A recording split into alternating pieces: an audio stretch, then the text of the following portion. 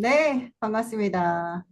러닝 렉처로 진행하고 있는 2025, 머니 트렌드 2025. 네, 두 번째 섹션에서, 바로 여러분들께 지식을 나눌 수 있도록 준비한 클라우디아입니다.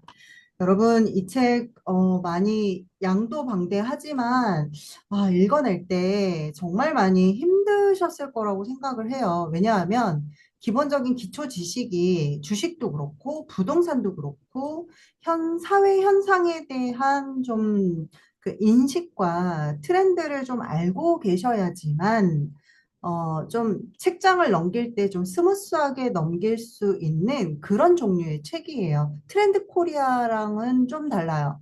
왜냐하면 이 책은 이코노미에 기반이 되어 있기 때문에 금리, 그다음에 부동산, 그리고 주식, 그리고 뭐 상한가, 하한가, 그다음에 초봉 뭐 이런 거 잘 모르시면은 이게 사실 너무 이해가 안 되고 그 안에 도표들도 굉장히 많이 나오고 있기 때문에 사실 도표 해석이 잘 안 되시면 이 책을 읽는 사실 필요성이 별로 없어요. 그걸 보고 그러니까 어쨌든 이 책은 2024년도에 그 사회 현상 그다음에 이코노미적인 걸 다 분석해서 여러 작가들이 과거의 트렌드를 분석해서 2025년도를 전망한 책이거든요.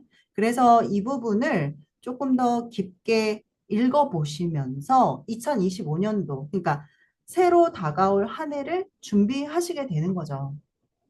그래서 사실 트렌드 코리아 2025랑 머니 트렌드랑은 정말 성격이 다르고 꼭 한 번은 한 해가 마무리될 때, 특히 10월 달에는 꼭 읽어보셔야 되는 책이라고 제가 강력하게 말씀을 드리고 싶습니다. 네, 지영쌤 괜찮습니다. 자, 이제 바로 시작을 할 건데요. 우선 그 소연쌤이 세 가지 파트를 건드려 주셨고, 저는 이 네 가지 파트인데, 양이 너무 방대하다 보니까 오늘 3장하고 5장, 평균이 올라가는 사회까지 토파 드리고, 나머지 건들은 여러분들께서 시간이 되시면 꼭 책을 읽어보셨으면 좋겠고, 제가 시간이 허락한다면 나머지 부분에 대해서는 블로그에 텍스트로 여러분들에게 의견을 전달할 수 있도록 할게요. 와, 이거 가지고 2주 동안 3주까지는 가지는 못할 것 같아요. 그래서 이게 양이 많기도 하지만 내용이 깊기 때문에 어, 제일 쉽게 이해할 수 있는 방법은 이 부분과 이 책과 관련해서 유튜브들이 그렇게 많지는 않거든요. 그래서 머니트렌드 2025라는 키워드를 입력하셔가지고 거기에 각각 저자들이 나와서 자기가 그 집필한 부분에 대해서 이야기들을 한 것들이 있어요.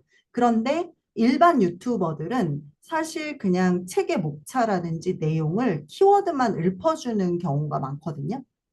그렇기 때문에 꼭 저자들의 인터뷰 내용을 한 번씩 훑어보시고 책을 보셔도 아이스 브레이킹이 충분히 될 수 있다라고 말씀을 드리고 싶습니다.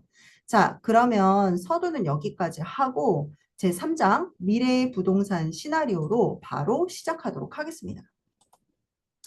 저는 파트 구성을 이렇게 나눴어요.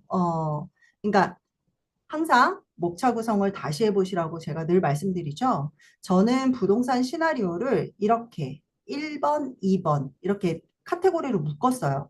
집값 폭등과 강남 상구 마용성 그리고 지방 부동산 그리고 두 번째는 멀티플 플러스 부동산과 인구에 대해서 제가 섹션을 나눴고요. 세 번째, 네 번째는 이 책에 그러니까 부동산에 할애된 부분이 되게 많거든요. 그러면 그 부분에서 팁을 딱 두 가지를 제시를 해요. 그래서 그 부분에 대해서 원, 투로 제가 갈래를 나눴고요. 두 번째 파트는 평균 상승의 사회라는 제목인데 여기에서도 그 안에 소제목들이 총 6개로 나뉘어요. 그런데 그 나눈 6개에서 제가 교집합이 생성이 될 수 있는 것들로 세 개, 세 개씩 쪼갰어요. 그리고 이것은 도표로 정리를 했거든요. 그래서 부동산 시나리오에 할애되는 시간이 훨씬 더 많을 것 같고요. 그다음에 평균 상승의 사회는 요거는 빨리 훑어볼 수 있을 것 같습니다. 부동산은 선생님 좀 메모하실 게 많으실 거예요. 네, 그러면 키워드 정리하시면서 들어봐 주시면 너무 감사하겠습니다. 저도 이거 파트 공부하면서 좀 공부가 많이 됐어요. 그리고 어, 한 챕터마다 키워드를 제가 계속 강조할 거고요. 거기에 따른 쉬운 설명과 그 파트에 대한 결론과 요약을 짧게 말씀드리도록 하겠습니다. 자, 달릴 준비 되셨죠? 네, 시작하겠습니다. 자, 뭐가 이렇게 또 텍스트가 많은지요. 그쵸? 나 집값 폭등, 강남 상구 마용성 지방부동산. 나 마용성 안다 하시는 분. 이렇게 다들 요즘에 줄임말로 하더라고요. 마포구 용산 성동, 그게 마용성입니다. 알고 계시죠? 네. 자, 2024년도는 한국 경제가 제가 체크하면서 좀 말씀을 드릴게요. 정강 후약이에요. 이거는 이 책에서 이렇게 말을 하고 있는데 2025년도는 그렇다면 집값이 폭등할 것이라는 전망을 이 책에선 했어요. 이 전망이 왜 나왔을까 생각해 본다면 최근 몇 년 동안의 집값 흐름을 살펴보자고 합니다.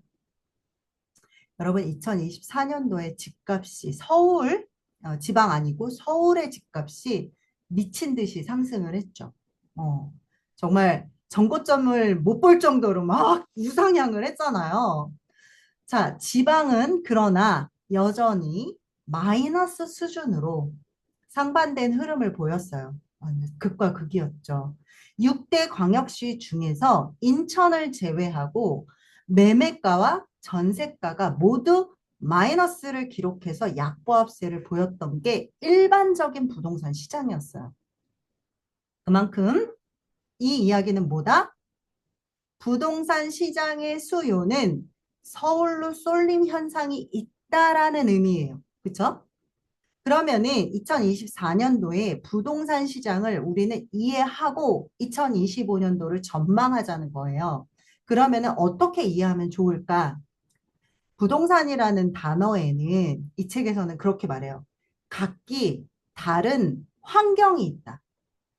그게 뭐냐면 여러분 부동산이라고 하면은 거의 다 아파트만 생각하지 않으세요? 어떠세요? 수연쌤 어떠세요? 아파트만 부동산이라고 생각하십니까? 대부분 그런 것 같아요. 금액을 네, 확실히 알 수 있는 거는. 맞아요.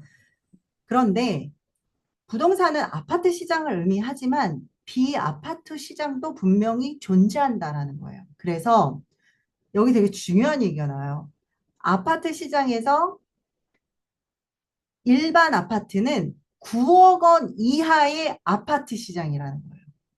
잘 기억하세요. 9억을 기억하셔야 돼요.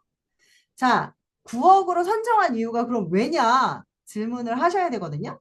이게 왜냐면 정부의 주요 금융 프로그램들이 매수 상향 가격을 9억 원으로 결정하고 있기 때문이에요. 이게 누가 9억으로 정하자 이렇게 정한 게 아니에요. 그래서 9억으로 기준을 딱 세워서요. 9억 원 미만일 경우에는 일반 아파트 아셨죠? 9억 원에서 15억 이상을 무슨 아파트? 고가 아파트. 그러면 15억을 초과했어. 성수동에 그 GD가 사는 아파트. 그런 아파트를 무슨 아파트? 초고가 아파트. 이렇게 부르는 겁니다. 아시겠죠? 9억, 15억 기준이에요. 그래서 내 집값 생각하지 마시고, 아셨죠? 자, 이렇게 이 책에서는 기준을 나눴어요. 그러니까 그렇게 불린다고 얘기해요. 그런데 2024년도에 9억 원 미만의 일반 아파트 시장에서 집값이 오른 요인은 2022년도 말부터 확대된 서울 지역 및 비아파트 기피 현상. 그로 인해서 아파트와 아파트 간의 수급의 불균형이 일어났던 거예요. 그래서 아파트 전세 상승이 그 원인이었습니다. 자, 그거를 아주 디테일하게 설명을 해요. 어떻게 설명하느냐? 임대차 거래량을 분석했어요. 2024년도 상반기에 서울에서는 총 44만 가구의 임대차 거래가 있었대요.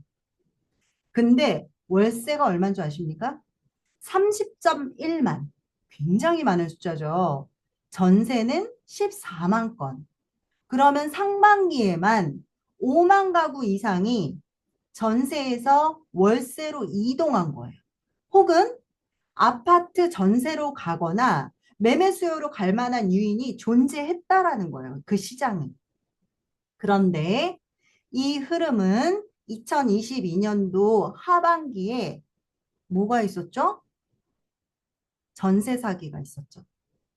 전세 사기가 완전 수면 위로 오르고 젊은 친구들이 막 자살을 했잖아요.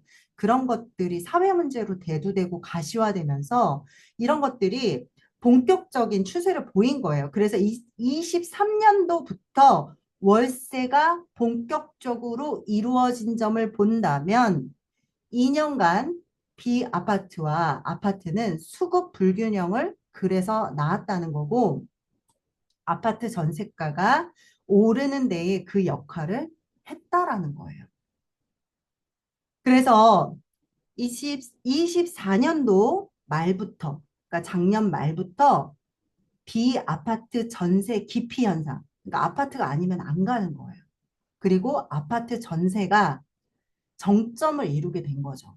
그러니까 쉽게 어바웃으로 생각하지 마시고 그냥 네이버 부동산에 들어가셔가지고 내가 살고 있는 지역에 그 근처 지도가 뜨거든요. 그러면은 그 지도에 아파트로 필터링을 걸으시고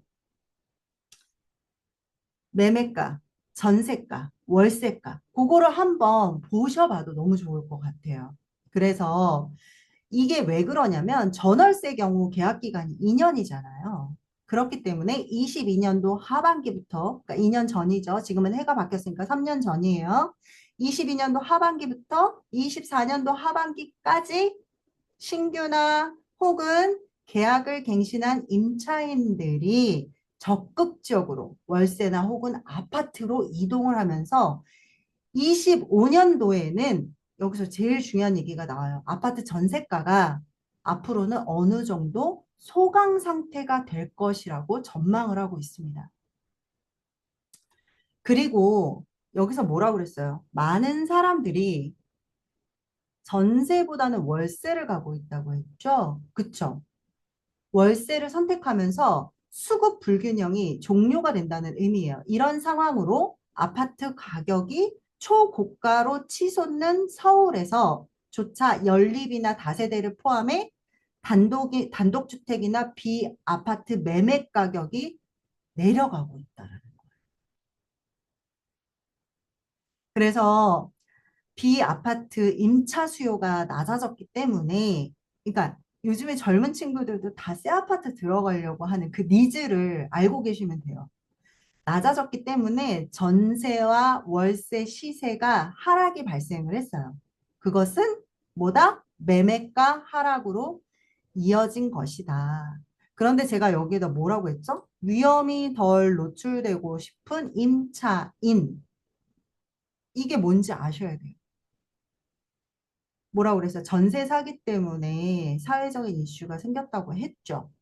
그러면 위험에 덜 노출되고 싶은 임차인이라는 이 뜻은 임차인은 뭐예요? 집을 빌려서 사는 사람이에요.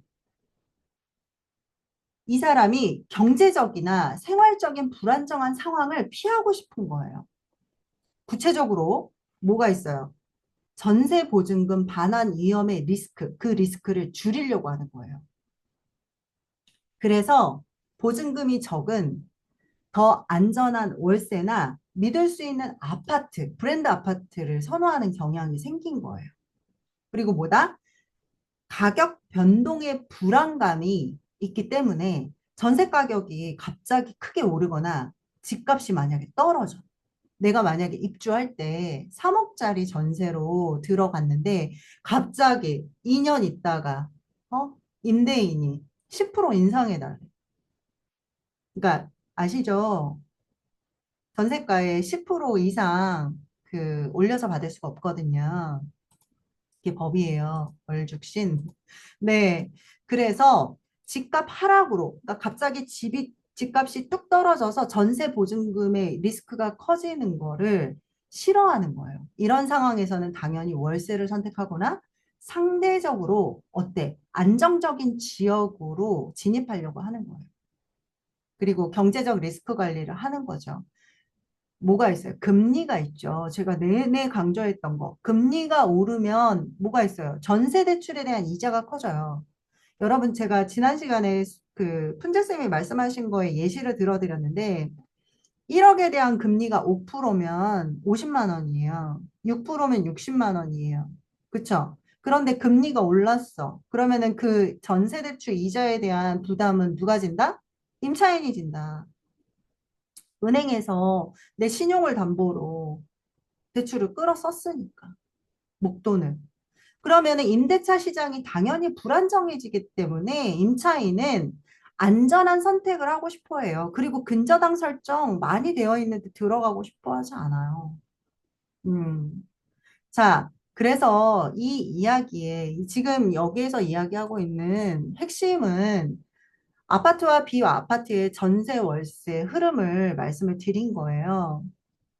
그리고 25년도에는 제가 뭐라고 그랬어요? 22년도부터 24년도까지 이제 계약 기간이 만기돼가지고 다시 계약을 하는 시대가 돌아왔다고 했잖아요. 그럼 25년에는 아파트 전세 가격이 크게 오르거나 내리지 않고 안정되는 상태에 이를 가능성이 높다고 이 책에서 말하고 있어요.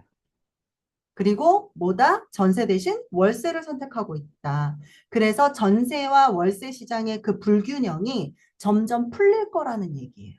그래서 한번 네이버 부동산에 들어가 보셔서 전세와 월세의 비율을 좀 보세요. 근데 그런 것도 있기는 해요. 임대인들이 굉장히 시세 반영을 못 해가지고 좀 비싸게 올린 간혹가다 그런 아파트들도 좀 있거든요. 그러니까 그런 것들을 네이버 부동산만 보시지 마시고 아실이라는 어플에서도 좀 보셔도 돼요.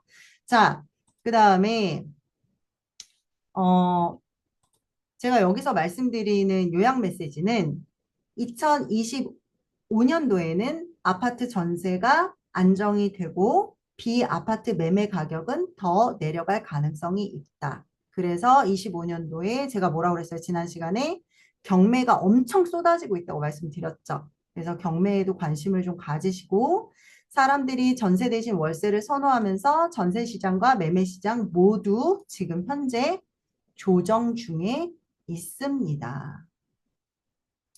자, 여기에 제가 위에 적어놨어요. 주택의 공급 부족은 시장의 심리를 굉장히 자극해요.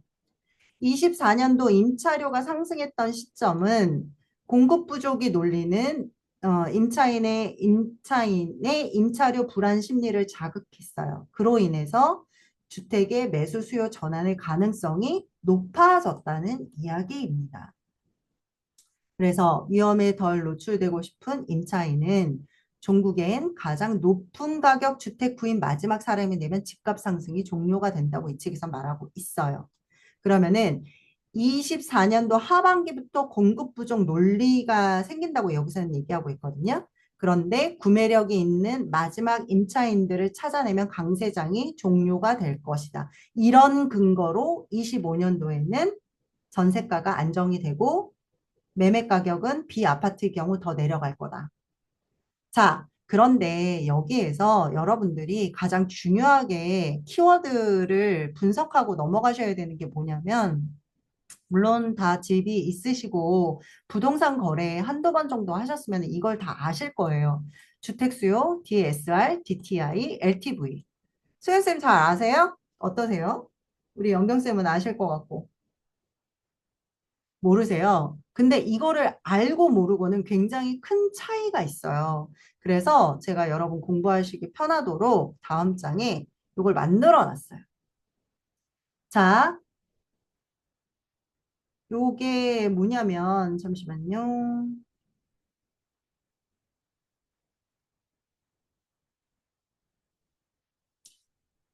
요게 바로 DSR, DTI, LTV라고 해서 대출을 계산하는 그 방법이에요. 뭐냐? DSR은 소득 대비 갚아야 할 대출금 비율. 그러니까 내가 버는 돈의 몇 프로까지만 대출, 원금, 이자를 갚는데 사용할 수 있다라는 거예요. DTI는 뭐냐? 소득 대비 부채 상환 능력. 내가 버는 돈으로 얼마나 빚을 갚을 수 있는지 따지는 거거든요. 그럼 LTV는 뭐야? 주택담보대출 비율이죠. 이거는 뭐냐면 집값의 몇 퍼센트를 대출받을 수 있는지 나타내는 거예요. 그래서 여러분들 그런 말씀 많이 들어보셨을 거예요. 아파트는 주택담보대출 비율이 잘 나오는데 빌라는 얼마 안 나와. 이런 얘기 많이 들으실 거예요. 그래서 LTV가 50%일 때는 집값의 뭐예요? 절반만 대출을 해주겠다는 거예요. 그러면은 어떻게 되죠? 집 사는 사람이 줄어들어요. 왜냐하면 내가 갖고 있는 현금을 다 때려 넣어야 되니까. 그쵸? 부동산은 내 돈으로 다 사는 사람이 바보라는 얘기도 있어요. 그걸 다른 말로 은행의 대출을 레버리지 한다. 이런 얘기들을 들어보셨을 거예요. 자, LTV가 70%일 때는 집값의 70%까지 대출이 가능해요. 그럼 이때는 어때요? 아파트는 80%까지 되고요. 경매는 90%까지 돼요. 그러면 집을 사는 사람이 당연히 늘어나겠죠. 자, 그런데 여기에서 뭐가 있어요? 금리가 있죠. 금리에도 영향을 받아요. 그러면 내가 소득이 뭐예요? 돈을 버는 능력이죠. 내 연봉이죠. 직장이 있으면 연봉이에요.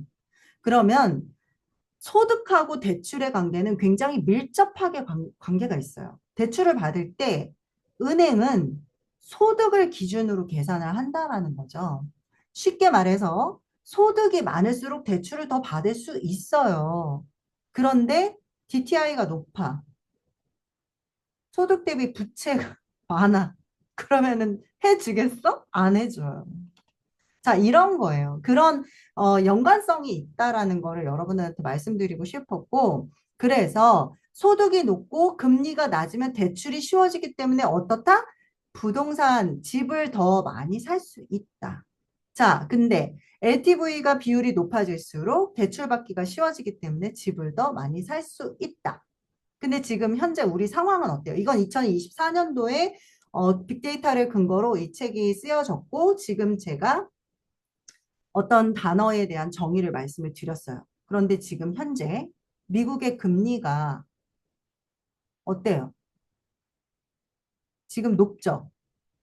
그리고 연준에서 어떻게 한다고 그랬어요? 파월이. 네 번 내려야 되는데 두 번밖에 안 된다. 매파적으로 발언을 했죠? 지난 시간에 했던 거 기억나시죠? 자, 그렇다면 우리는 지금 현재 환율이 1,480원에서 1,500원 사이를 왔다 갔다 해요.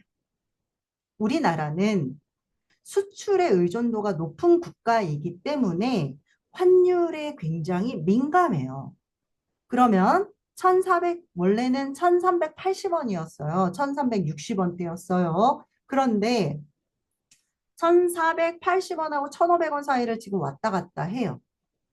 자, 여기서 되게 중요한 건 뭐냐면 여러분, 그러면 내 급여가 더 떨어졌다고 생각하셔야 돼요. 왜냐하면 환율의 변동성은 나의 소비와 3개월에서 6개월 후에 반영되는 지수거든요. 그러면 왜 그렇잖아요. 우리 회사에서 연봉 올려주는 거 진짜 힘들죠. 연봉 한 달에 10만 원씩 만약에 올려요. 그럼 120이거든요. 그러면 그 연봉에서 만약에 3천이야? 그러면은 120을 올려주면 3,120을 내가 올려주겠다고 대표가 그 얘기하는 거 쉽지 않거든요. 근데 대표는 월급을 올려주겠다고 얘기하지 않아요. 우리 급여는 고정이에요. 그런데 환율이 높아졌어요. 그러면 3개월에서 6개월 있다가 그 환율 지수가 소비 심리에 반영되고 물가가 상승하거든요. 그러면은 내 급여는 고정이야. 그러면은 어때요? 급여가 떨어진 효과를 6개월 이후에 체감할 수 있다라는 거예요. 그렇기 때문에 환율이 중요한 거예요. 금리가 중요한 거예요. 자, 이해되신 걸로 알고 다시 설명 들어가도록 하겠습니다. 자, 그래서 어, 지금 현재 잠시만요. 제가 스크립트 좀 다시 찾을게요. 음.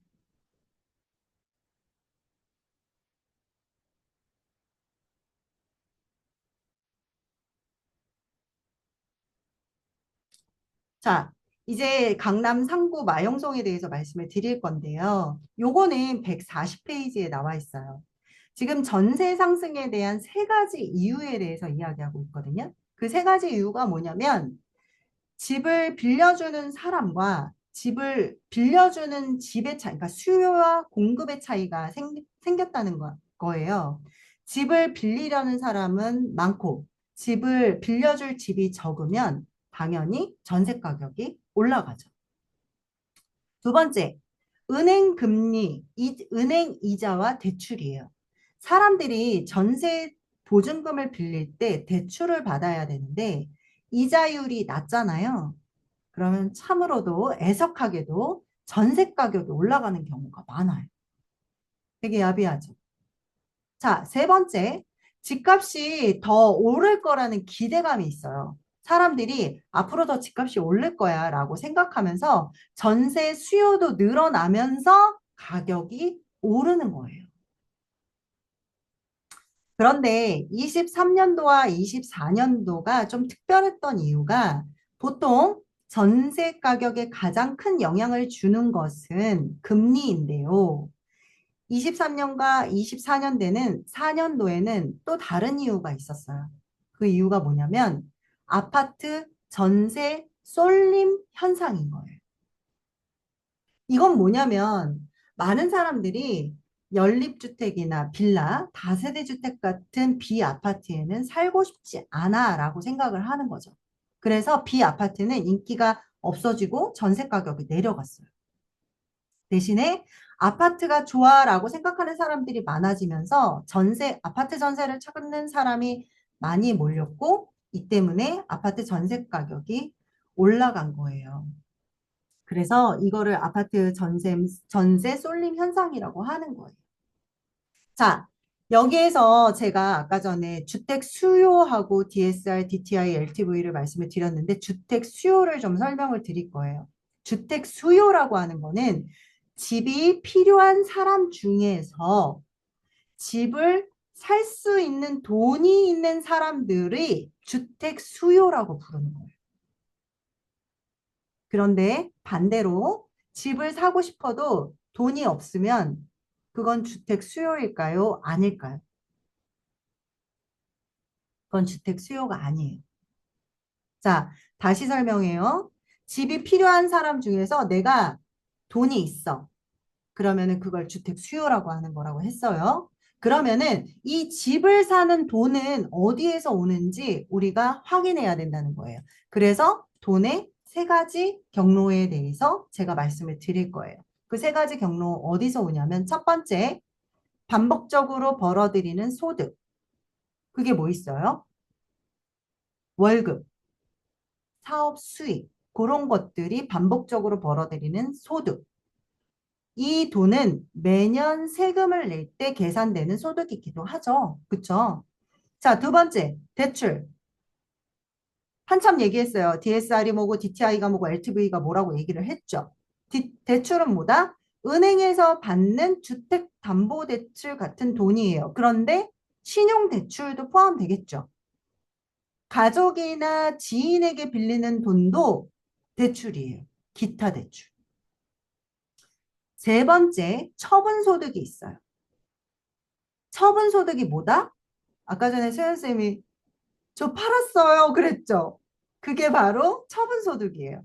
주식, 부동산, 코인 같은 투자 자산을 팔아서 생긴 돈. 그래서 우리가 뭐 했어요? 주식이 오르면 팔아서 얻은 이익이 바로 처분소득입니다. 그래서 처분소득을 우리가 생활비로도 쓰고 주택 자금으로도 쓰는 거예요. 자, 그러면 이 돈이 부동산 시장에 미치는 영향이 뭔지 이 책에서 설명해요. 이 세 가지 돈은 소득, 대출, 처분소득 이 세 가지는 모두 집을 사는데 사용될 수 있다라는 거예요. 그러니까 이 챕터는 부동산 관점인 거예요. 제가 뭐라 그랬어요? 부동산 시장 관점으로 이걸 보라고 했죠. 그러면 사람들이 그 돈을 가지고 집을 사려고 하면 부동산 시장이 당연히 영향을 받아요. 그러면 뭐예요? 대출이 쉬워지면 집을 살 사람이 많아지고 집값이 오르죠. 그게 쉬워지면. 근데 대출이 어려우면은 안 받죠. 요즘 같은데 대출 어렵잖아요. 계속 3단계로 계속 걸러요. DTI를. 부채가 너무 많으면은 대출 안 해줘요. 그러니까 은행도 굉장히 방어적으로 지금 영업을 하고 있는 거예요. 자, 그래서 이런 돈들이 모여서 부동산에 영향을 주고 있다. 그래서 요 마지막에 GDP와 주택가격의 상관관계를 여러분들한테 아까 전에 DSR, DTI, LTV를 설명하면서 말씀을 드렸어요. 어쨌든 이런 것들이 모두 다 소득의 기본으로 계산이 된다라는 거예요. 그리고 DSR은 뭐 갚아야 할 원리금 비율 지표, DTI는 부채 상환 능력, 어쨌든 모두 다 소득을 따져가지고 대출 한도를 정하는 계산법입니다.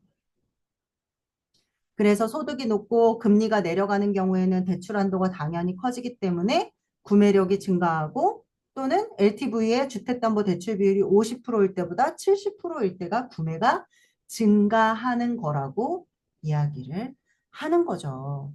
자, 이해되셨죠? 이제 어렵지 않죠? 아니, 어려운가요? 사실 저도 어렵긴 했어요. 네. 그래서 여기 보시면, 이 표가 2024년도 6월 누계 거래처준 월세 거래량 비중인 거예요. 어때요?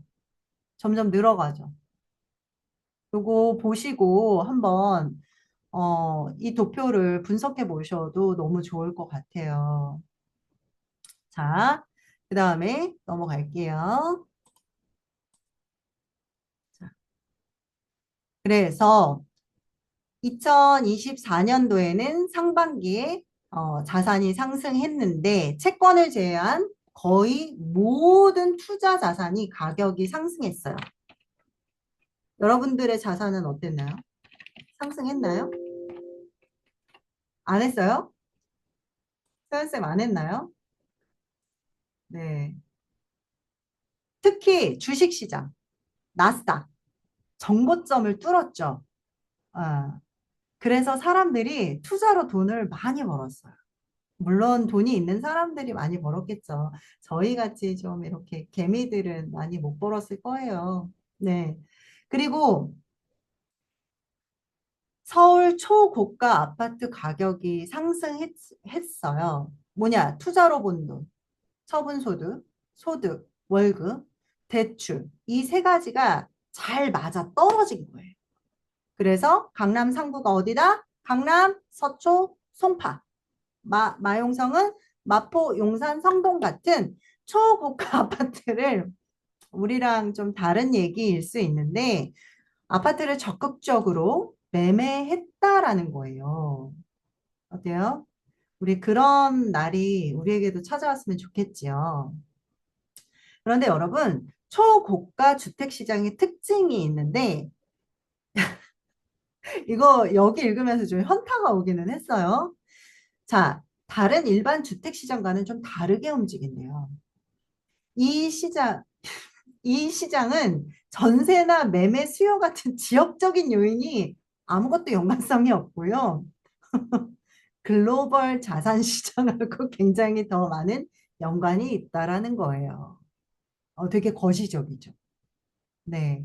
예를 들어, 국제적으로 자산 시장이 좋아지면 초고가 주택 시장도 따라서 강해지는 모습을 보인다라는 거예요. 저 여기에서 너무 괴리감이 크게 느껴지더라고요. 네. 초고가가 몇 억 아파트다? 15 이상. 자, 그리고 네 번째, 글로벌 시장의 동조화. 앞으로는 서울의 초고가 아파트 시장은 점점 국제적인 자산 시장의 영향을 더 많이 받을 것이다. 특히, 즉, 서울 강남의 초고가 아파트 가격은 세계 경제가 좋으면 오르고 나쁘면 내리는 흐름을 따라가게 될 가능성이 커지고 있다.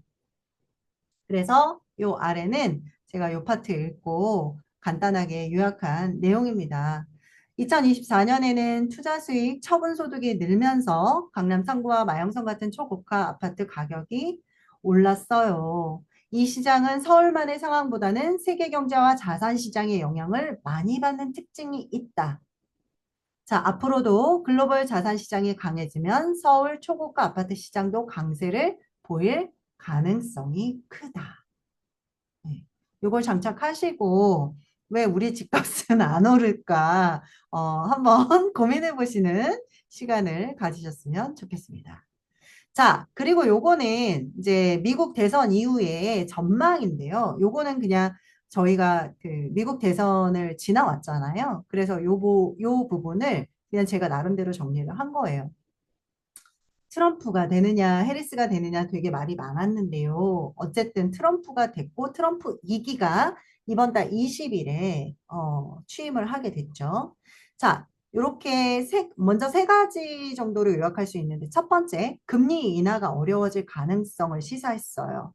뭐냐, 매파적 입장이었어요. 연준은 고금리를 더 오랫동안 지속할 예정이고, 그러면 어떻다? 집을 사려는 수요가 줄어들 가능성이 높다. 요게 바로 미국 대선 이후의 전망을 분석한 거예요. 아니, 책에는 없고요. 제가 분석한 거예요. 다 맞지는 않습니다. 투자의 판단은 본인에게 있습니다. 네. 두 번째, 초고가 아파트 시장. 이것도 현타가 왔는데 현금 유동성이 많은 부자들이 주요 수요층이기 때문에 고금리 영향은 없다. 자산시장 전반의 투자 심리가 대신에 위축될 수 있기 때문에 그 상승세는 둔화될 수 있다라는 거예요. 자, 세 번째, 불확실성과 자산시장. 투자 심리가 그러면 위축이 되겠죠. 뭐 때문에? 금리 인하가 어려워지기 때문에. 고금리로 더 지속할 수 있기 때문에. 그러면 트럼프 정부가 지금 관세부터 시작해가지고 규제 완화 뭐 이런 것들을 많이 이제 워밍업을 하고 있잖아요. 자, 그런데 이런 것들이 자산 시장을 이렇게 자극을 하게 되더라도 연준 금리 인하를 좀 강경하게 태도를 보이면 효과가 없겠죠. 그래서 제가 지난주에 말씀을 드렸어요. 연준 파월의 언급으로 인해서 그때 시장이 떡락했다. 주식 시장은 선반영하고 있다라고 말씀을 드렸어요. 자, 그래서 매파적 금리 정책을 고려한 전망은 무엇이냐? 자, 주택 수요가 미칠 때 가능성이 높아지겠죠? 네. 그리고 투자 심리가 위축되면서 둔화될 거예요. 그리고 2025년엔 부동산 시장은 우리 지금 부동산 시장의 관점으로 바라보고 있잖아요. 금리 인하 여부가 가장 큰 변수예요. 자, 그리고 강세와 조정이 막 복잡하게 혼재하는 복합적인 흐름을 보여줄 것이다. 그것이 미국 대선 이후 부동산 시장의 전망이었습니다. 아시겠죠? 자, 요거 그래도 정리하는데 꽤 공을 들였습니다. 자, 이제 여기 부산 분들도 계시는데 뭐 부산은 지방이라고 하기에는 좀 그렇고 그래도 지방 부동산에 관한 챕터가 나와 있는데요. 이것도 정말 꼼꼼하게 읽어보셔도 좋을 것 같아요. 자, 서울 집값과 지방 집값의 차이가 커진 이유를 제가 쉽게 설명을 드릴게요. 첫 번째, 인구 감소의 영향입니다. 우리나라는 코로나19 이후에 인구가 줄기 시작했어요. 출생하는 사람보다 사망하는 사람이 많아졌고요. 총 인구가 훅 떨어졌어요. 그래서 아마 뉴스에서 그런 거 많이 보셨을 거예요. 0.6이다. 출산율이. 그리고 어린이집이 폐업하고 있다.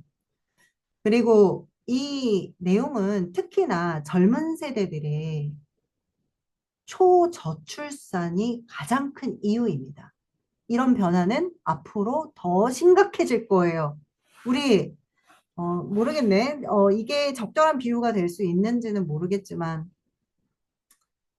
미혼모도 굉장히 높아지고 미혼모율도 되게 높아지고 있는데 정우성의 그 어, 이제 문가비 그 친구도 그래도 아이를 낳았다는 거에 대해서 굉장히 큰 어, 엄마들의 아빠들의 그런 그 존중을 받지만 이게 부부는 싫고 부모는 되겠다라는 그런 이율배반적인 태도 때문에 굉장히 이야기가 많이 나왔었죠.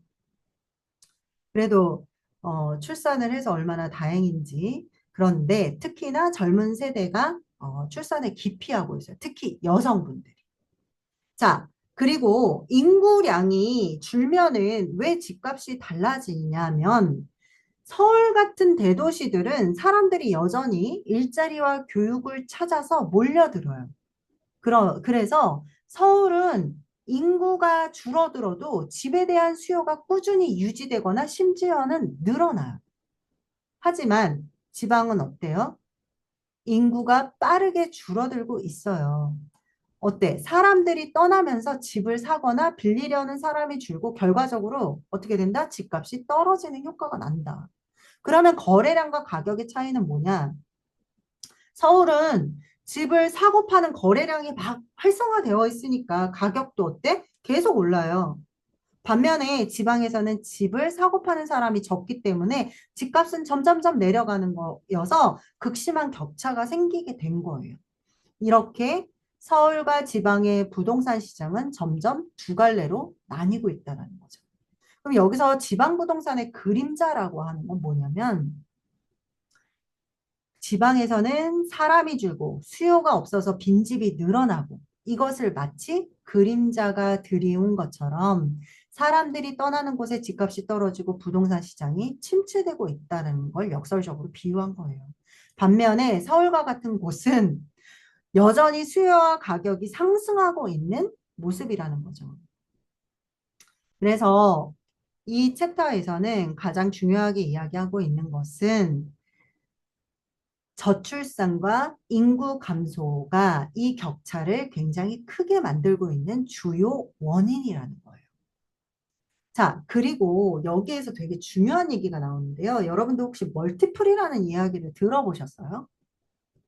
이 멀티플에 대하여 그 155페이지의 이야기가 나오는데 제가 이걸 좀 어떻게 더 쉽게 설명을 해드릴 수 있을까 고민을 거듭하다가 제가 한번 그 스크립트를 작성했는데 한번 말씀을 드려볼게요.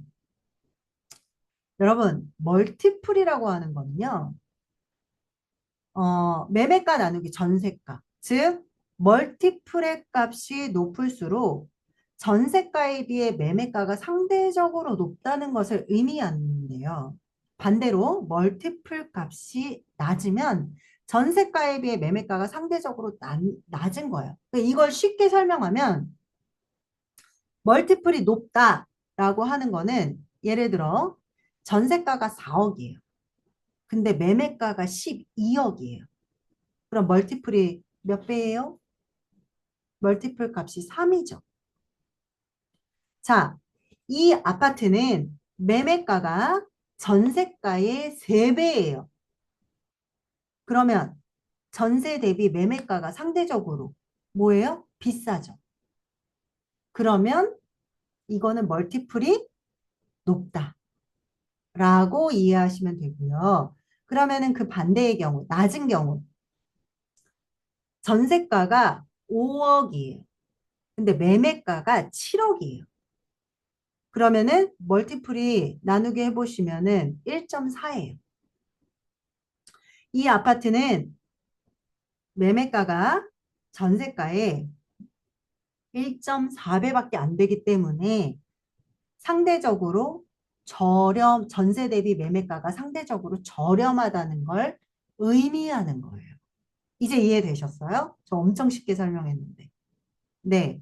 그래서 이게 오르고 내리는 것의 의미를 잘 파악하셔야 된다는 거예요. 이 책에서는. 멀티플이 높다? 매매가가 전세가에 비해 매우 높은 상태. 투자 가치가 낮거나 시장에서 뭐야? 과대평가된 아파트라는 가능성이라는 거예요. 멀티플이 낮다. 매매가가 전세가와 큰 차이가 없거나 비교적 저렴한 상태는 뭐다? 투자 가치가 높다. 그래서 네이버 부동산에서 여러분이 또 보셔야 되는 거는 매매가와 전세가를 나눠 보셔야 돼요. 그래서 멀티플이 높은지 낮은지 확인해 보셔야 되는 거예요. 노인가 바다? 노인가 바다가 왜 나왔지? 제가 노인가 바다? 요거는 나중에 설명해 주세요. 자, 이해되셨죠? 어떠세요? 소연쌤 이해되시면 다 된 걸로 제가 알게요. 네. 자, 그래서 부동산 멀티플의 특징이 뭐냐면 부동산 시장에서 멀티플은 임차료를 그러니까 전세가를 기반으로 매매가를 평가할 때 활용된다고 했잖아요. 그러면 성장성이 높은 자산, 이건 아파트를 말하는 거예요. 그러면 멀티플은 성장성이 높다고 평가되는 지역이나 자산에 더 높게 부여되는 거예요. 그러면 어때요? 서울의 아파트는 어때? 멀티플이 높다. 높은 성장 가능성 때문에 멀티플이 전통적으로 높게 유지되어 왔다라는 거예요. 그러면 서울하고 세종시를 볼게요. 일반적으로 서울이 높은 성장성을 가진 지역으로 거론이 되지만 세종시는 최근에 멀티플이 더 높게 나타난 경우가 있었어요. 이게 왜냐하면 세종시가 뭐죠? 행정 중심 복합도시로 개발이 되면서 미래 가치에 대한 기대감이 반영되었어요. 그래서 그러나 세종시보다는 우리가 비교할 거는 서울과 비서울 지역의 멀티플의 차이를 비교하는 것이 더 의미가 크다고 이 책에서는 말하고 있습니다. 그래서 과거와 현재의 서울 멀티플의 변화를 본다면 과거에는 서울의 아파트의 멀티플이 꾸준히 높아지면서 매매가 상승을 이끌었죠. 현재에도 서울의 멀티플은 상대적으로 높지만 지역별로 차이가 커지고 있어요. 뭐라고 했어요, 제가? 강남의 상부와 마용성 같은 인기 지역은 멀티플이 여전히 높게 유지되고 있죠. 그런데 반면에 외곽 지역은 상대적으로 낮은 멀티플을 보이고 있습니다. 그러면 마지막에 보이는 이 임차료가 뭐예요? 월세. 그런 걸 말하는 거예요. 임차료가 멀티플에 미치는 영향은 뭐예요? 부동산의 멀티플은 임차료 수준에 따라서 달라진다는 거예요. 그게 뭐냐? 세 가지 요인. 첫 번째, 경기 상황, 경제 상황. 두 번째, 금리. 세 번째, 수급. 경제 상황이 좋으면 좋을수록 임차료와 멀티플이 동반 상승해요. 두 번째, 금리가 낮아지면 대출 부담이 줄기 때문에 임차료와 멀티플이 상승해요. 수급, 집을 빌리려는 사람이 많고 빌려줄 집이 적어. 그러면 임차료가 오르고 멀티플도 오르죠. 그래서 멀티플은 이런 단기적인 요인뿐만 아니라 장기적인 성장성에도 반영하는 지표라는 겁니다. 그래서 서울은 그중에서 멀티플의 변화가 잘 드러나는 대표적인 시장이라는 것이에요. 네. 이렇게 멀티플이라는 단어는 여러분들이 제가 계속 언급을 해드렸지만 부동산 시장의 가격 흐름과 미래 전망을 이해하는데 아주 중요한 개념입니다. 아, 부산의 인구 감소와 현상을 비유한 말이 바다와 노인만 많다. 되게 재밌네요. 네, 이해했어요. 네, 상세한 설명 감사드립니다. 자, 요것도 이 페이지 155페이지 잘 읽어보시고 이 도표도 한번 확인해 보시면 좋을 것 같아요. 자, 노인을 위한 도시는 잠시만요. 이게 바로 부동산 파트에서 팁으로 나오는 거예요. 이게 뭐냐면 노인을 위한 도시는 없대요. 여기에 막 인구 감소하고 이제 굉장히 그 저출산도 나오지만 노인의 그런 그 비율이 높아지고 있다는 내용도 나오거든요. 근데 그중에 어 지금의 도시 구조는 차량 중심이라는 거예요. 강남이나 서울 구심가지 같은 데 가면은 우리는 막 양쪽으로 막 10차선, 8차선 막 이러잖아요. 그리고 그런 것들은 모두 도시 계획이 차량 중심으로 이루어졌다라는 거예요. 그래서 넓은 차로와 대형 블럭으로 나뉜 이 구조는 자동차 이동에 적합하지만 고령화 사회에는 맞지 않다라는 거예요. 이제는 사람들은 차를 타기보다 걸어서 생활하는 수요가 늘고 있다라는 거죠. 여기서 그 자세한 상황이 나와요. 서울은 세계 최고 수준의 인구 밀도를 갖고 있고 건물 용적률이 너무 낮아요. 아시죠? 그래서 아파트가 우리나라에서만 그렇게 그러니까 물론 다른 나라에서도 아파트 값이 천정부지긴 하지만 용적률이 낮기 때문에 도시 공간을 효율적으로 사용하지 못하는 단점이 있고 또 도시기획 자체가 1900년대 관점에서 설계가 되었기 때문에 주거지역, 상업지역, 업무지역 이렇게 구분을 한다라는 거예요. 그래서 이 부분에 대한 문제점을 제기하고 있고요. 그런데 프랑스의 도시학자 카를로스 모레노라는 사람의 이야기를 인용해가지고 15분 도시라는 키워드가 나와요. 이거는 뭐냐면 걸어서 15분 안에 모든 생활이 가능한 도시인 거예요. 그게 뭐냐? 일자리, 학교, 시장, 공원 등등. 이런 도시는 고령자에게 편리할 뿐 아니라 생산성이 높은 미래 도시 모델로 주목을 받고 있다는 거예요. 그래서 지금까지 우리나라, 한국의 도심 재생은 주로 낙후된 지역을 개발하는 데 초점을 맞추고 있다. 그런데 앞으로는 고령화와 인구 감소를 고려한 도시 구조의 재설계가 필요하다.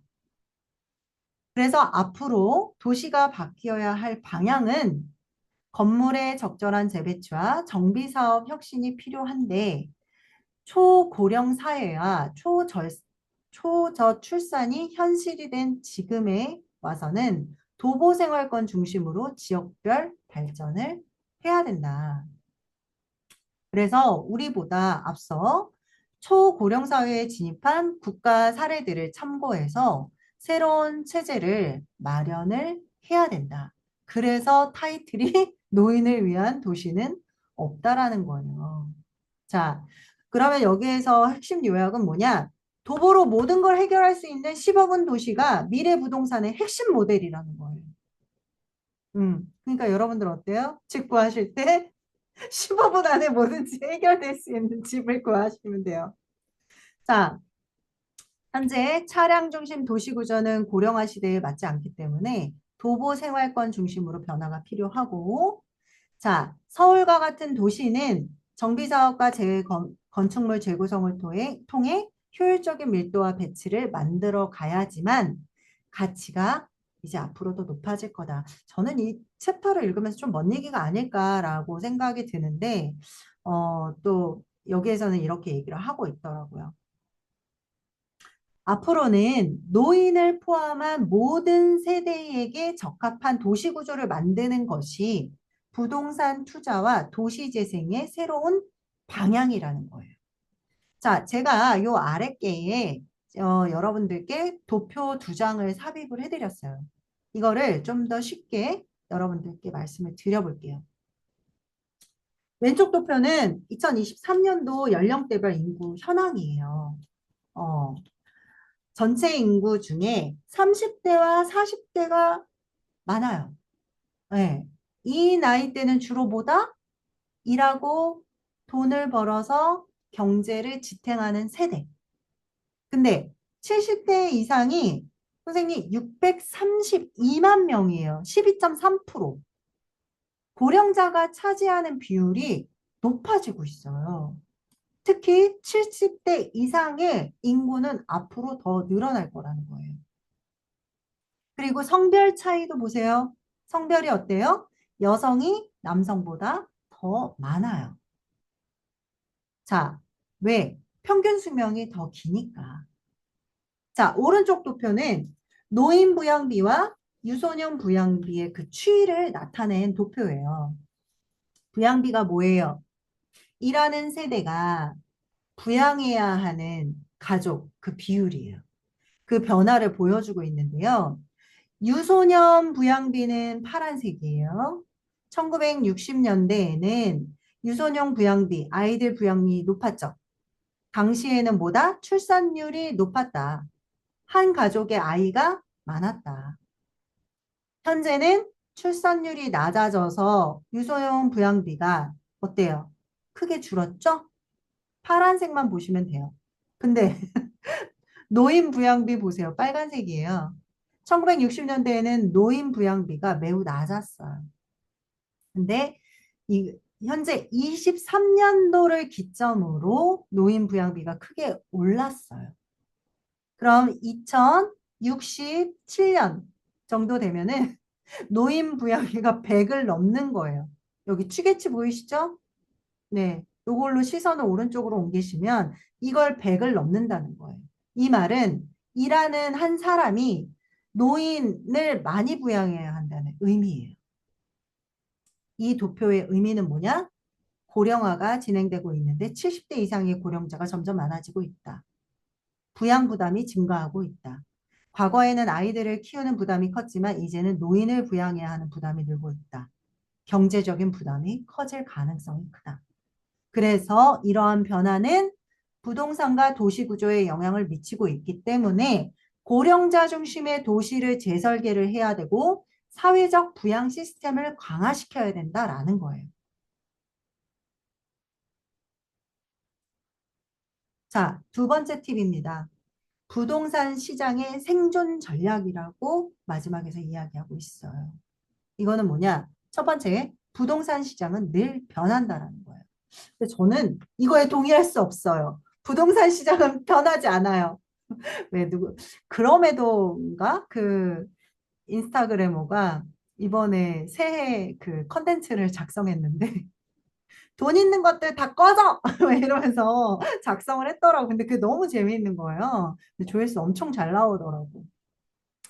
자, 부동산 시장은 늘 변하지 않아요. 어, 자산가들만 배가 점점 더 부르는 그런 형국으로 생각을 했는데, 요거는 뭐 저의 개인적인 피셜인 거고, 부동산 시장은 이 책에서 오르기도 하고 내리기도 한다는데, 내리는 거는 별로 그렇게 큰 감흥이 없을 정도로 내려서. 근데 집값이 너무 오를 때는 사람들이 사고 싶어 하지만 집값이 너무 내릴 때는 겁을 먹고 집을 안 사려고 한다는 거예요. 그래서 중요한 거는 시장이 어떻게 변하든 잘 대처할 방법을 아는 거라는 거죠. 그런데 여기 뭐라 그래요? 부동산 시장은 생물처럼 살아있대요. 부동산 가격을 예측하는 방법을 말씀을 드린다면 집값이 얼마나 오를지, 얼마나 내릴지 보는 방법은 되게 간단하다고 얘기를 해요. 최대 오를 때, 그걸 뭐예요? 우리가 주식에서도 상한선이라고 하죠. 어. 서울 아파트는 전세 대비 매매 가격이 1.9배까지 오른 적이 있대요. 그래서 예를 들어 전세가가 5억이면 매매가는 9.5억까지 오른다는 뜻인 거예요. 내릴 때 하한선 전세 대비 매매 가격이 1.4배까지 내려간 적도 있대요. 그러면은 전세가가 5억이면 매매가는 7억 원까지 내려갈 수 있다라는 거죠. 이처럼 제가 이거 말씀드린 이유는 최대치와 최소치를 미리 알고 계시면 그건 뭐다? 집값의 변화 추이 다 보실 수 있어요. 인터넷에서. 그러면 시장이 가열되거나 침체되어 있을 때 대비를 하기 쉽다라는 거예요. 그렇죠? 이해되셨어요? 그러면은 앞으로 얼마나 오를까? 근데 뭐 저희가 신이 아닌 이상 이것도 부동산도 투자 심리거든요. 그래서 알 수는 없지만 그래도 지난 과거의 시간을 역류했을 때 그걸 기준으로 어떤 큰 이슈가 있었을 때 그 부동산 시장 흐름을 계속 보셔야 된다는 거예요. 자, 그러면은 집값은 무엇에 영향을 받을까? 부동산 시장의 가격은 세 가지의 중요한 것에 영향을 받아요. 그게 뭐냐? 전세가. 전세 가격이 오르면 매매 가격도 같이 올라가요. 멀티플. 제가 뭐라 그랬어요? 전세가와 매매가의 비율이라고 말씀드렸죠? 이 숫자가 높을수록 집값이 비싸진다는 뜻이에요. 세 번째, 정부 정책. 정부가 금리, 대출 규제 등을 조정하면서 집값에도 영향을 미친다라는 거예요. 그래서 이 부분을 잘 인지하고 계시고 제가 네이버 부동산과 아실에서 뭘 보라 그랬다? 월세와 전세의 비율 그리고 멀티플을 한번 계산해 보시고 그 상세에 들어가시면은 그 아파트의 시세가 10년 전, 20년 전부터 조회를 하실 수가 있어요. 그래서 그런 것들을 그 역추적 하셔가지고 앞으로의 추이가 어떻게 전망이 될지 한번 시나리오를 짜보시는 것도 도움이 될 거다라고 말씀을 드립니다. 부산시가 추진한 15분 도시의 모티브가 있었군요. 요것도 한번 정보를 주시면 저도 찾아보도록 하겠습니다. 자, 마지막으로 부동산 시장의 생존 전략이에요. 이 키워드죠. 싸다고 무조건 좋은 집이 아닌 거죠. 그쵸? 싼 게 비지떡이라는 말도 있는데 부동산에서는 더 그래요. 유명한 지역의 아파트라고 해도 너무 싸면은 이유가 있을 수 있어요. 그러면 지역의 시장과 흐름을 꼭 살펴보시고 등기부등본을 꼭 확인해 봐야 된다. 왜 싼지, 근저당 설정이 얼마나 되어 있는지 봐야 된다. 자, 멀티플과 임차료 전세가를 살펴라. 매매가만 보지 말고 전세가와 멀티플의 비율을 함께 보라는 거예요. 두 가지가 균형을 이루는 집이 안정적인 선택을 할 수 있는 집이라는 거죠. 자, 세 번째, 정부 정책에 따라 대처를 해라. 정부가 집값을 안정시키려고 내놓은 정책, 대출을 규제하거나 대출을 또 풀어주거나 작년에 뭐가 있었어요? 신생아 특례 대출이 있었죠. 그래서 그런 것들을 잘 살피고 내 상황에 맞게 대응을 하셔야 된다라는 거예요. 그런데 이런 전략이 필요한 이유가 앞서 말씀드렸던 부동산 시장은 생물처럼 살아 있어요. 너무 오르게 되면은 조정을 받기도 하고요. 너무 내리게 되면 다시 오르기도 해요. 주식하고 똑같죠. 네. 한번 시장에서 발을 빼면 다시 들어갈 수가 어려워요. 그래서 시장의 흐름에 맞춰서 준비해야 돼요. 그런 말도 있잖아요. 저희 동네는 그런 말이 있어요. 그래도 이 근방에서 제가 거주 지역이 덕소인데 학군이 좋아가지고 여기 집값이 잘 안 떨어지거든요. 근데 여기서 이제 좀 사업에 실패를 하거나 뭔가 악재가 있으면은 여기 집을 팔고 저기 안쪽에 이제 진접이나 오남 쪽으로 간다. 막 이런 얘기들이 있거든요. 그러니까 한번 시장에서 발을 빼면 그 거주 지역을 벗어나지 않아야 되는 거예요. 자, 그래서 쉽게 말씀드려서 시장의 흐름을 파악하고 전세가와 매매가의 균형을 확인하는 것이 중요하다. 그리고 정부 정책과 금리의 변화를 주의 깊게 살펴야 된다. 싸다고 무조건 좋은 게 아니기 때문에 지역과 집의 가치를 꼭 분석하셔라. 그게 뭐다? 임장 보고서다. 임장 보고서는 뭐다? 음, 내가 만약에 소연 씨네가 거주하는 아파트가 옥수동이잖아요. 그쪽에 가서 내가 소연 씨네 갔는데 집이 너무 좋아 보여. 응, 가서. 근데 내가 나의 상황을 고려하는 거예요. 내가 만약에 아직까지 학령기에 아이들이 있고 그 근처에 학교가 어느 정도 있고 그다음에 학원이 어느 정도 포진해 있고 전철하고 얼마나 가까운지 버스 정류장하고는 얼마나 가까운지 그리고 집에서 나왔을 때 버스 정류장까지 몇 분으로 내려올 수 있는지 그리고 그 오르막길인지 내리막길인지 그런 것까지 다 보고서로 작성을 해보는 거예요. 그래서 부동산을 공부하실 때는 이렇게 임장 보고서를 그러니까 투자를 할 만한 그 곳에 가서 먼저 이렇게 임장을 하시기도 하는데 처음에는 연습하실 때 내가 살고 있는 근방의 아파트를 자녀가 있는, 그러니까 학령기 자녀가 있다라는 가정하에, 그래서 분석을 하시는 게 좋다라고 부동산 강의에서 굉장히 많이 추천을 하고 있습니다. 자, 멀티플은 부동산 시장의 과열 또는 침체 여부를 파악하는 기준점입니다. 그래서 제가 아까 전에 최대 오를 때 상한선, 최대 내릴 때 하한선 예를 들어 설명을 드렸어요. 평균보다 높다면 시장이 과열된 상태, 가격 조정 가능성이 있고 낮다면 시장이 침체 상태, 상승 가능성이 예상이 된다. 그래서 중요한 건 뭐다? 과거의 데이터를 기반으로 현재 시장 상태를 해석하고 미래 가능성을 예상해야 된다라는 겁니다. 아시겠죠? 네, 이해되시는 걸로 알고 있겠습니다. 네, 저도 잘 모르지만 그래도 아이들과 그 거처를 마련하면서 그래도 부동산 계약을 여러 차례 했던 것 같아요. 그러면서 그 경험에 기반해서 또 이 책을 읽으면서 말씀을 드려보았습니다. 자, 요거는 조금 빠르게 진행할게요. 자, 두 번째 파트, 평균 상승의 사회. 저는 앞서도 말씀드렸지만 카테고리를 이렇게 구분을 했습니다. 자, 이게 바로 제가 정리한 도표입니다.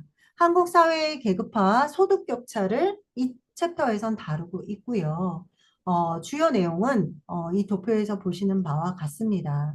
제 설명을 들으시면서 도표를 봐주시면 좋을 것 같아요. 첫 번째, 소득의 계급화가 일어나고 있죠. 부모의 소득, 자산에 따라서 자녀의 경제적 계급이 정해지는 현상입니다.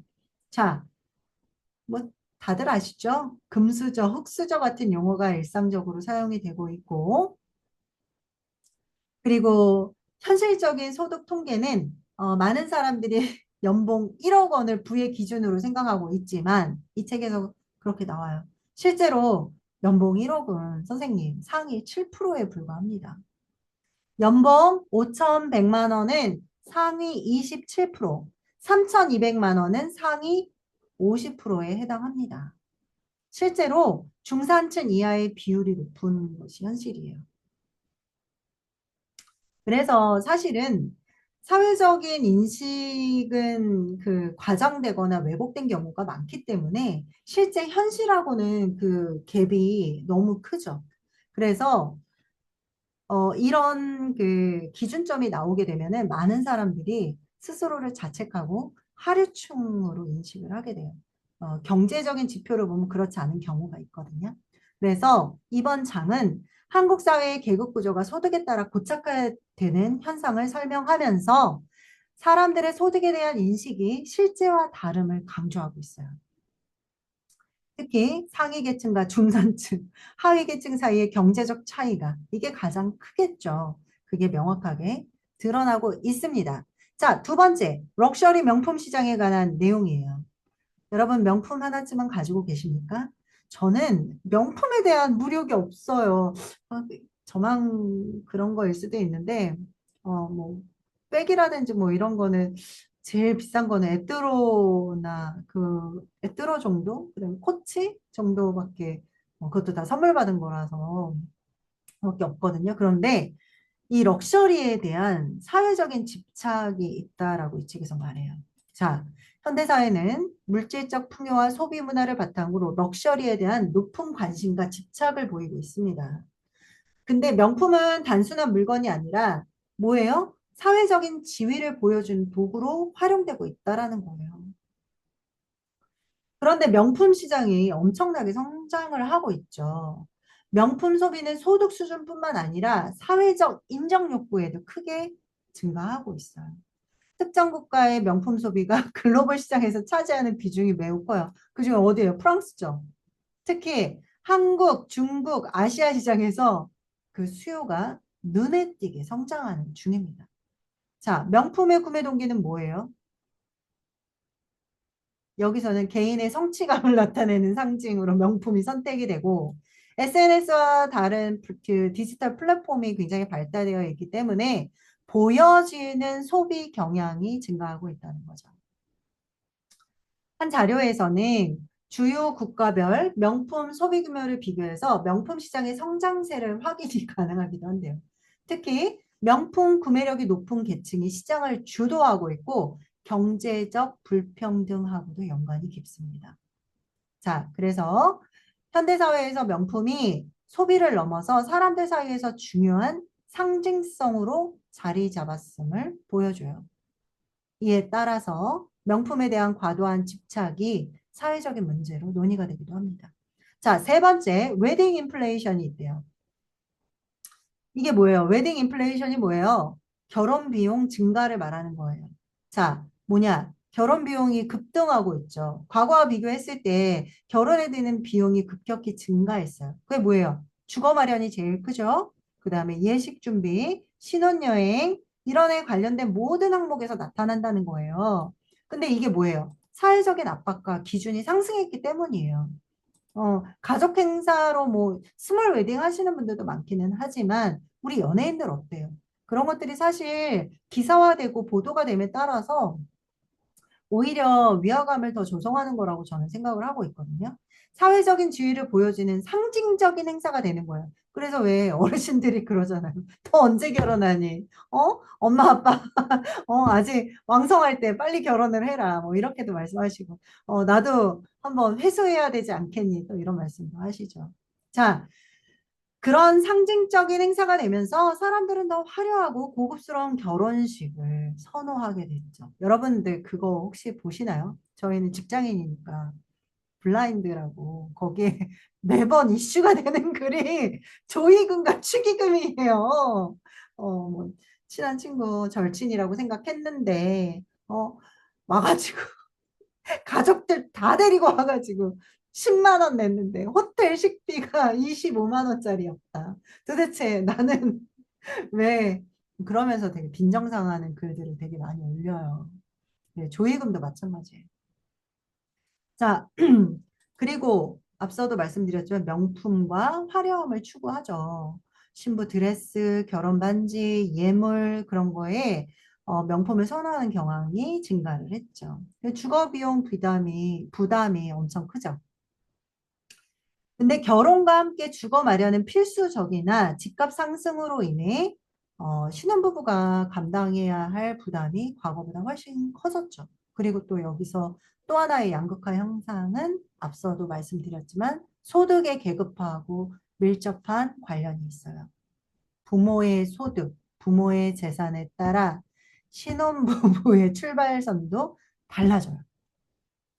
그래서 사회적 양극화와 연결이 되기 때문에 어때요? 그래서 우리 젊은 친구들이 결혼을 미루거나 포기하는 사례가 늘고 있죠. 이러한 현상은 계층 간의 격차를 더욱 심화시키고 있어요. 웨딩 인플레이션은 결혼 비용 증가를 넘어서서 소비 문화와 사회적 기대, 경제적 부담이 결합된 현상이에요. 근데 이는 결혼을 앞둔 그 젊은 세대 친구들한테 경제적으로나 심리적으로 압박감으로 작용을 하고 있죠. 근데 여기서 창조경제라는 키워드가 다시 출현을 하거든요. 이게 뭐냐면 웨딩 산업의 다양화와 세분화가 또 이루어지고 있다라는 걸 시사해요. 뭐냐면 전통적인 결혼 중심에서 창조적 요소가 결합된 산업으로 발전을 하고 있는 거예요. 왜냐하면 예를 들어서 테마 웨딩, 그 다음에 맞춤형 예복, 그다음에 독창적인 웨딩 촬영이 대표적인 거라는 거죠. 그래서 이런 것들이 웨딩 관련 상품과 서비스를 세분화를 통해서 다양한 소비자 욕구를 충족시키는 형태로 나타난다는 거예요. 그래서 웨딩의 트렌드도 바뀌고 있는데 SNS의 발달 때문에 웨딩 컨텐츠가 창작이 되고 공유되는 양이 급격히 늘었다는 거예요. 예비 부부들은 SNS를 통해서 웨딩 트렌드를 접하고 자신만의 독특한 결혼식을 계획하려는 욕구가 커지고 있다. 웨딩 촬영, 셀프, 영상 제작, 라이브 스트리밍 등 웨딩의 트렌드가 바뀌고 있다라는 걸 이야기를 해요.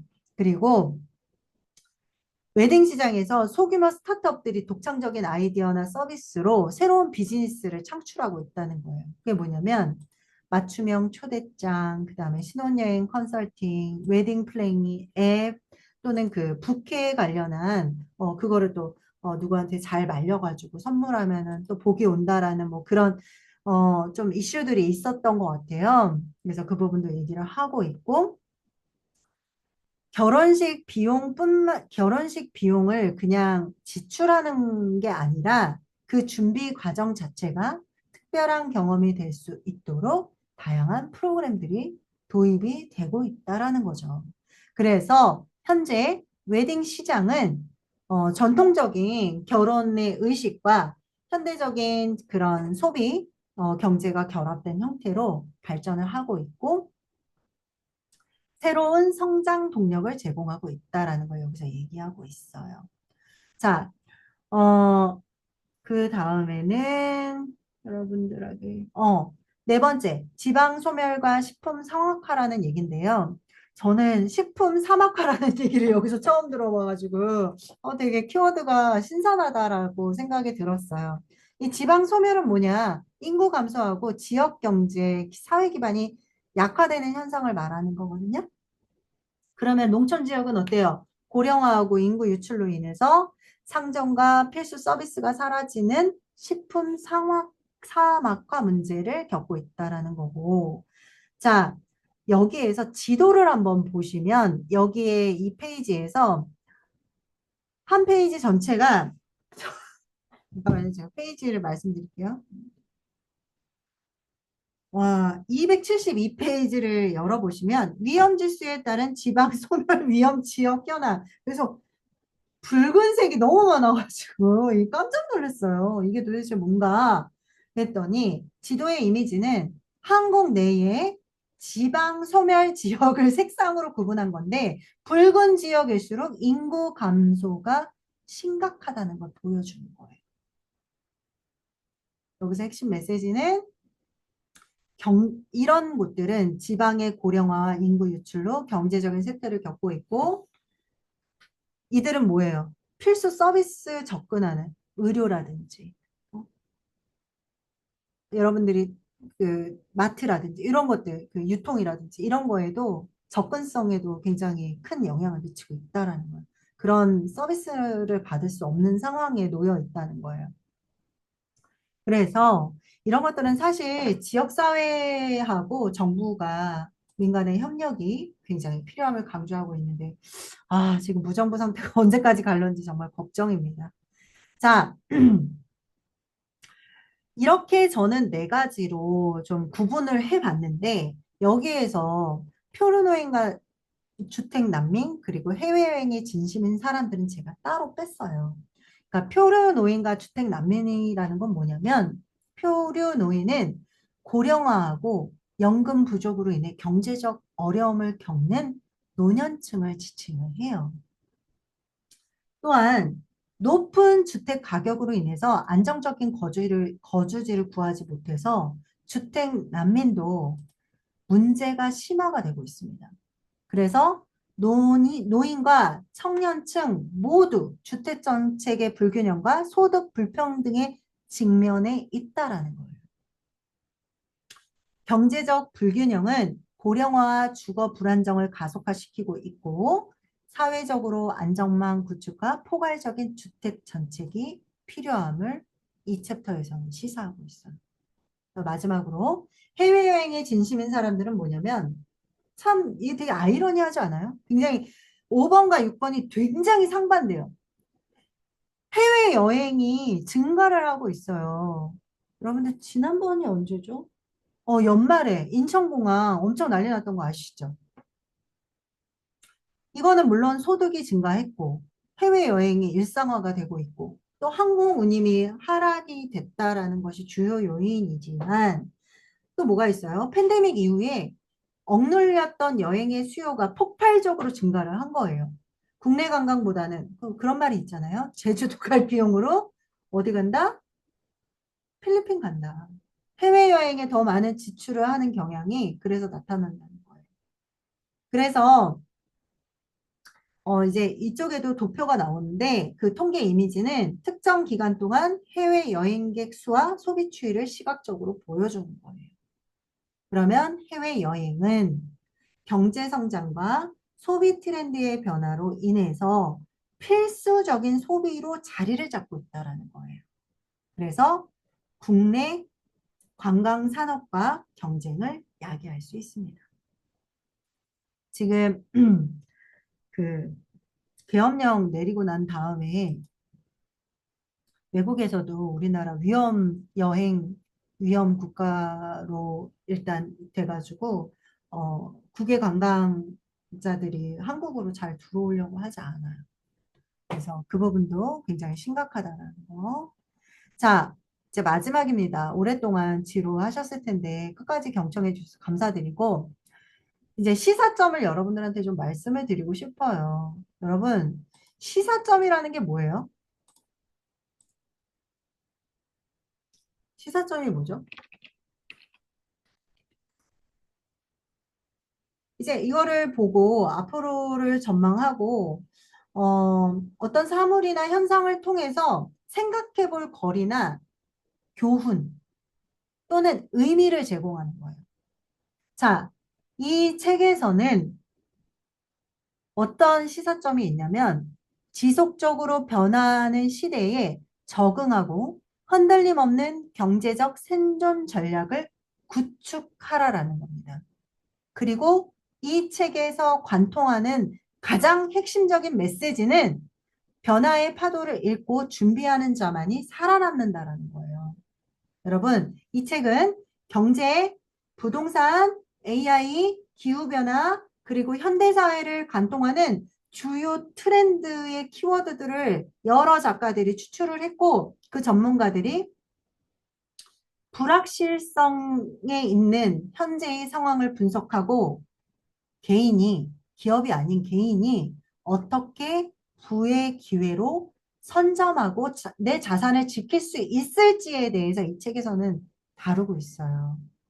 그래서 말씀드린 것처럼 트렌드를 이해하고 단기적인 요행이 아니라 장기적인 전략과 지식을 바탕으로 미래를 대비하라는 겁니다. 그래서 저는 이렇게 네 가지로 핵심 문장으로 추출을 해봤어요. 첫 번째, 변화의 흐름을 이해하라. 25년도는 금리, AI, 기후변화, 그리고 뭐예요? 경제적 대전환의 시기예요. 기존의 방식으로는 자산을 지키거나 부를 축적하기 어렵습니다. 더 어려워질 거예요. 자, 앞서 말씀드렸죠? 환율 1,500원 넘어갈 거예요. 그런데 지금 약간 좀 조정을 받고 있는 상황이긴 한데요. 그래도 저희 회사가 무역을 하고 있는 입장에서는 굉장히 비관론적으로 보고 있어요. 변화의 핵심 요인을 이해하셔야 되고 새로운 흐름에 맞춰 대응하셔야 됩니다. 자, 두 번째, 단단한 기본기를 가져라. 단기적인 성공을 그러니까 노리기보다 주식으로 말하면 단타 치지 말라는 거예요. 단타 치지 말라. 올바른 재테크 관점과 체계적인 준비를 통해서 장기적으로 자산을 관리할 수 있는 기반을 마련해야 합니다. 그러려면 어떻게 돼요? 해야 돼요. 공부를 열심히 하셔야 돼요. 그리고 우리나라 기사에 너무 흔들리지 마셔야 돼요. 제가 한 4개월 동안 우리나라 기사를 보고 되게 막 심장이 울렁울렁거려서 이러다가 막 망하는 거 아니에요? 막 부채 비율이 커져가지고 PF 터져서 막 건축사 다 망하는 거 아니야? 안 그러더라고. 그럴 때마다 다 이렇게 조정이 되더라고. 그러면서 이제 미장으로 넘어왔고, 그러면서 이제 실시간 외신 뉴스를 좀 이렇게 찾아보는 편이에요, 구글에서. 그래서 트렌드에 휘둘리지 않고 올바른 정보와 전략을 통해 위기를 기회로 전환하는 것이 중요합니다. 그리고 마지막으로 미래를 준비하는 전략적인 사고라고 제가 말씀을 드렸어요. 요거는 경제적인 것을 넘어서셔서 기후변화, AI, 그 다음에 현재 한국에서 일어나고 있는 사회변화, 미국에서 일어나고 있는 사회변화 등 거대한 트렌드 속에서 포지션을 확립하고 장기적인 목표를 설정해야 됩니다. 자, 2025 머니 트렌드는 변화의 흐름 속에서 길을 잃지 않으시고 지식과 전략을 통해서 자산을 지키시면서 성장할 수 있는 길을 제시하는 책입니다. 돈을 버는 법을 가르쳐 주는 책이 아니에요. 보셨다시피 2024년도를 분석해서 과거의 내용들을 철저하게 분석해서 앞으로 미래를 전망하는 거죠. 그렇죠? 그렇기 때문에 지속 가능하고 실질적인 경제적 기반을 구축하는 방법을 독자들에게 알려주는 데 초점이 맞추어져 있습니다. 그래서 여러분들도 이 책을 다 완독하지 않으셔도 되고요. 그냥 내가 관심 있는 부분들 있잖아요. 그런 것들을 발췌독 하셔가지고 꼭 상반기 3월 전까지 이 책들을 읽어보시면서 현재의 변화와 한번 비교 분석해 보시는 것도 되게 재미있으실 거예요. 지금까지 경청해 주셔서 모두 감사드리고 부동산과 그다음에 평균과 관련해서 발표를 여기까지 마치도록 하겠습니다. 모두 고생하셨습니다. 녹화 중지하도록 하겠습니다.